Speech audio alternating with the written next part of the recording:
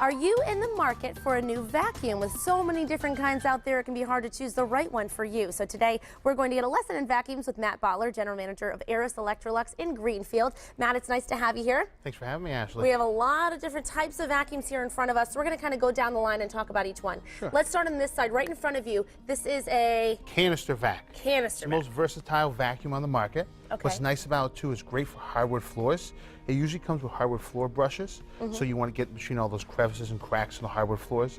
Also, what's nice about canisters is that you can dust with them. Usually, you have a beater bar, which does your rugs, and at the end, you can take it off, and you can go 8 feet in the air and dust with it, and do all kinds of other things with it. 8 feet. See, that's feet. the kind of thing I need, because being 5 feet tall, you need something that's going to help you get all those hard to reach places. So this is the kind that has all the attachments for hardwood floors, rugs. So this is kind of a really versatile one. Exactly. Okay. Most now, versatile. when someone does have a lot of hardwood floors, do they need something like this if they don't have any carpet? See, I believe they do, because the canister is great, because if you're just sweeping, you're not getting all the dirt up. When you have that suction power, you're getting all the dirt and you're protecting your hardwood floors, because you spend all that money to put them in, so you want to protect them as well. Protect them, right. Now we move on from a canister vac to something like this, which is This is an upright. Upright. So usually they have attachments with them. The problem with uprights is sometimes the attachments are a little more clutter, but this is great for wall-to-wall carpet, and all you want to do is vacuum.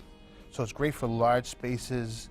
Hotels use them, even in houses. It's really personal preference. So you're just using them to vacuum. Now, this is the question, though, is how do you know what is right for you? Like I tell everybody, no one loves the vacuum. You don't wake up and say, "Let's vacuum today." And if you do, maybe you could find a new hobby. Yeah, There's a lot of exactly. stuff out there. So it's really It's really personal preference, and I really tell people when you're picking a vacuum, you have to like it, because if you don't like it, you're not going to use it ever. Because no one really wants to vacuum as it is. So if you at least like it or somewhat can deal with it, You enjoy, do it. right? If it's not a pain, Exactly. then you're going to say, okay, I'll vacuum. So it can't be too heavy. It can't be awkward. It has to work. It has to fit in your lifestyle. Personal preference. Exactly. Okay. Canister, upright. Now we move to the handheld, I'm assuming, right? Yes. Okay. So tell me about this one, Matt. So this one would be great for stairs, for your car, for the couch when the kids make a mess or the husband puts potato chips all over. Story of my life. Okay. So you don't have to pull out the big vacuum every time. It's quick and easy. Now I know that there's some like this that don't have cords. Yes. What's the difference? The difference is the ones that don't have cords die quicker, and they don't have enough power. So you really want a cord, even though some people complain it's a pain. Usually you can find one with long cords, but this way you have the power and you're not worrying about it dying as well. And how much of a pain is it really? If it's a long cord, you plug it in, you can always get an extension cord, then you can reach anything and pick up those little messes. So that's a handheld. Now, moving on to, this is another upright. Yes, so this is a lightweight upright with no attachments. What's good about this one is if you are older or if you have back injuries and don't really want something heavy, you want something light and quick for pickups, that's the one for people like that. Okay, so if you have a back injury, you don't want something too bulky. Now, a question for you. There's bag vacuums and there's bagless. What's the difference? So the difference is really the bag ones, they're not good for you. The problem is that even though you're throwing it outside or in a bag, all that stuff still comes up in your face, and with allergies and all that, you don't want that. You want something where the bag is concealed. The other thing too is bagless ones usually don't last as long as the motor.